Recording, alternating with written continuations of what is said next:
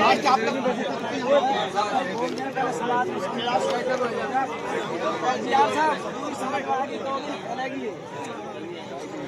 के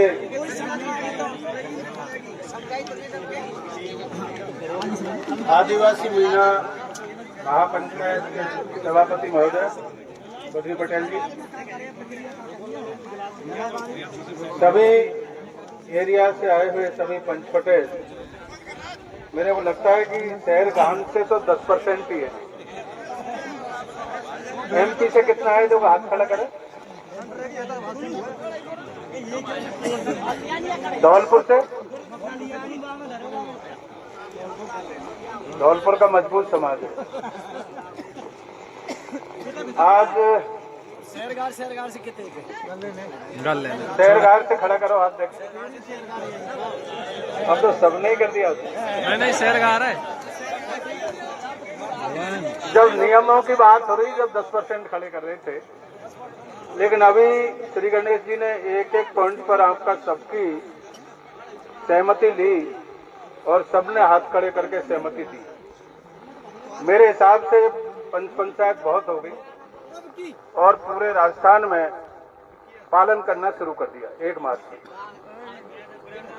इसलिए अब ये होना चाहिए कि अनुपालन कैसे हो, पहला पॉइंट तो यही होना चाहिए। हमारे यहाँ पर 20 तारीख को अनुपालन के लिए सपोर्टरा धर्मशाला में मीटिंग की थी। गिरिराज जी कुछ यहाँ से भी गए थे, आपके कर्णपुर से। 1-2 आदमियों ने उल्लंघन किया था, अनुपालन समिति की तरफ से उनको नोटिस दिया गया कि भैया एक बार तो हो गया, दोबारा करोगे तो फिर ठीक नहीं है। मेरा कहने का तात्पर्य है कि आप लोग जो भी इतना टाइम खराब कर रहे हो, पैसा खराब कर रहे हो अरेंजमेंट वगैरह में, अगर इनकी अनुपालना नहीं होती तो कोई मतलब नहीं। इसलिए मेहरबानी करके जो चर्चा यहाँ पर आज हुई है उसकी अनुपालना की जाए, और अनुपालना केवल गांव के पंच पटेल ही करेंगे। ये सब जगह डिसाइड हो गया। अगर वो उसको समझाए, पहले किसी साथी ने कहा था कि साहब ये दंड देना, इस तरह से करना शुरुआत में ही तो एक हिसाब से कंधे लग जाते हैं। किसी भाई ने कहा था कि साहब कंधे बहुत लगाते हैं आजकल। तो इसलिए कोशिश ये करे गांव के पंच पटेल उसको अनुपालना करने के लिए कहा जाए कि भैया ये करो, अदरवाइज तो हमारे गांव की बदनामी हो रही है, अच्छा नहीं। काफी जगह गांव के पंच पटेलों को नहीं मानते हैं, तो आपकी ग्राम पंचायत से या अनुपालना कमेटी जो भी आप बनाओगे तहसील लेवल पर जो भी है, वो आकर के उससे अनुरोध करे कि ये अच्छा नहीं है। पूरा हिंदुस्तान का मीना समाज इसको मान रहा है। हम लोग दिल्ली में रह रहे थे, हम भी सोचते यार समाज में पहली बार बहुत अच्छा एक सकारात्मक चर्चा हो रही है, और बेसिक ये था कि केवल फिजूल खर्ची को रोकने के लिए मेन टारगेट जो इसका है। लेकिन कुछ भाइयों के मेरे को बहुत अच्छे लगे यहाँ पर उद्बोधन, जैसे अपने राजेंद्र मनेवा जी ने बोला, एक वो अपना शायद चले गए आपके क्या नाम था, सोनलाल जी ने बहुत अच्छा बोला, बच्चा ऐसे यहीं है। एक हमारा जो उधर का था गंगापुर साइड से जवान सिंह मोर्चा जोशी बोलते, इन काफी अच्छा बोला। और उनका ये था कि अब इस पे ज्यादा पंचायत न करके शिक्षा पर जोर देना है। मेरा तो अनुरोध यह था कि शुरुआत कर्णपुर से करें आप लोग, और कर्णपुर में समाज का एक स्थान होना चाहिए। किसी साथी ने सजेस्ट भी किया था, शायद हमारे प्रधान जी जो थे मुकेश जी, उन्होंने बोला था, दारा सिंह जी ने बोला था, एक जगह तो हो जहाँ पर हम चर्चा कर सके, कहाँ समाज में कहीं गड़बड़ हो रहा है किसी तरह की, तो वहाँ बैठ के चर्चा कर सके। तो सबसे पहला बिंदु तो पूरे शहर गांव के लिए जो एजुकेशनली सबसे बैकवर्ड एरिया है, मेरे हिसाब से हमारे जिले में सबसे बैकवर्ड एरिया में आता है शिक्षा की दृष्टि से, तो अदरवाइज नहीं ले इसको। इसलिए एक लाइब्रेरी की स्थापना और एक कम्युनिटी सेंटर की स्थापना सर गवर्नमेंट से कराया। राज्य सरकार बहुत कर रही है आजकल, आपके सब्सिडी में किया है, आपका गवर्नमेंट ने लैंड दी है। तो यहाँ के जो शहर गांव के पंच पटेल है, राजस्थान सरकार को अपने विधायक के मार्फत से या सीधे मिलके या जो भी आप संस्था बनाते हो उसके मार्फत आप लैंड अलॉटमेंट के लिए एक जगह के लिए अप्लाई करें। कोटा साइड में किसी जमाने में कहते हैं दारू की बात चल रही है, सबसे ज्यादा बदनाम कोटा एरिया था। आज की डेट में सबसे ज्यादा कहते हैं पूरे हिंदुस्तान में कोटा का नाम है कि एजुकेशन का हब बन चुका है और सबसे ज्यादा गवर्नमेंट की लैंड वहां अलॉट कराई है।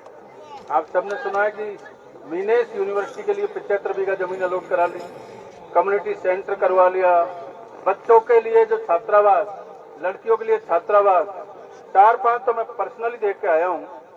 उन्होंने खुद अपने प्रयास से सरकार से बहुत ही नॉमिनल रेट पे लैंड अलॉटमेंट कराई।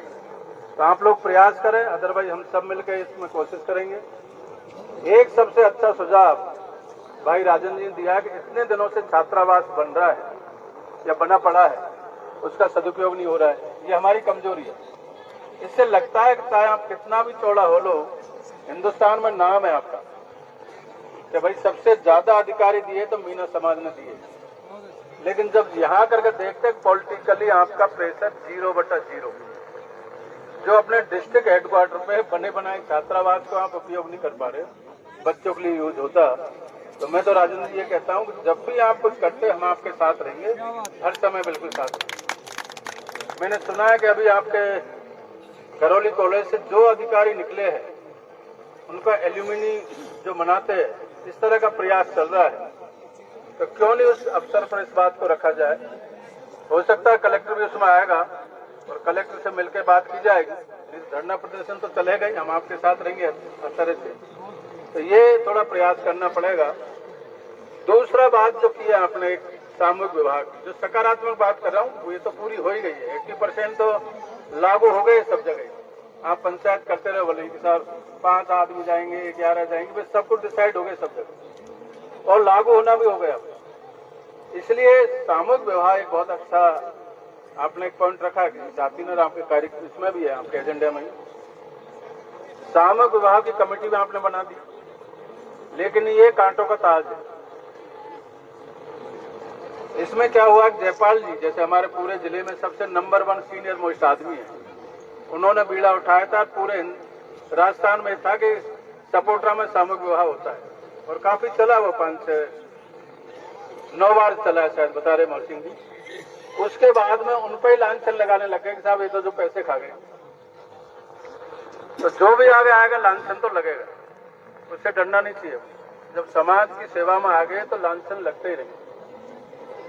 इसलिए जयपाल जी सहन नहीं कर पाए, थोड़ा गुस्सा करते हैं तो बंद कर दिया वो। तो मैं चाह रहा हूँ कि आप जो भी कार्य शुरू करो उसको ये करो कि कंटिन्यू रहे, हो कंटिन्यूटी बहुत जरूरी है। केवल एक बार करने से काम नहीं चलेगा।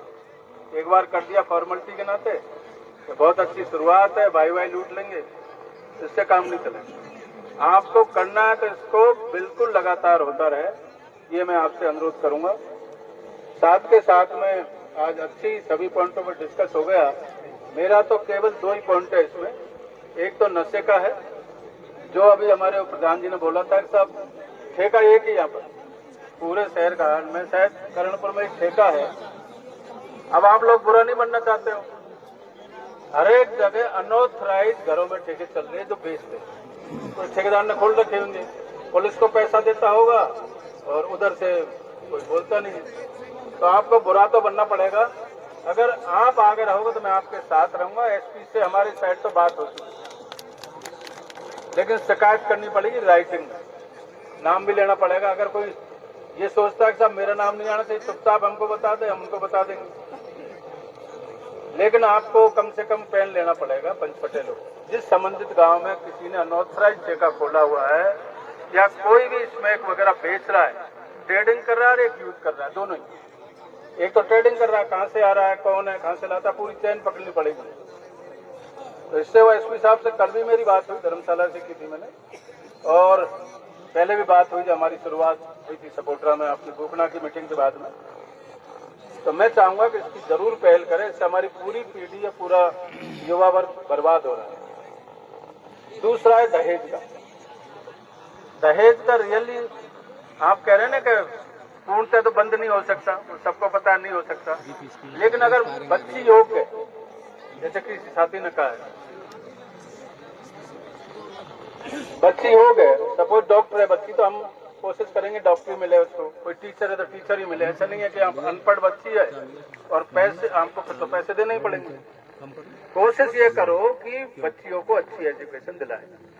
बच्चियों के लिए राजस्थान में आजकल 33% रिजर्वेशन है और जुडिशरी में हमारी सबसे ज्यादा बच्ची आ रही है आरजेएस। लेकिन आप तैयारी नहीं करोगे, आप सोचे घर बैठे आरजेएस बन जाओगे, वो तो नहीं होगा। इसलिए जो ये खर्चा हम कम कर रहे हैं, जितनी बुराई है समाज में, इसको कम करके बच्चों की पढ़ाई के लिए यूज करना है। सीधा सा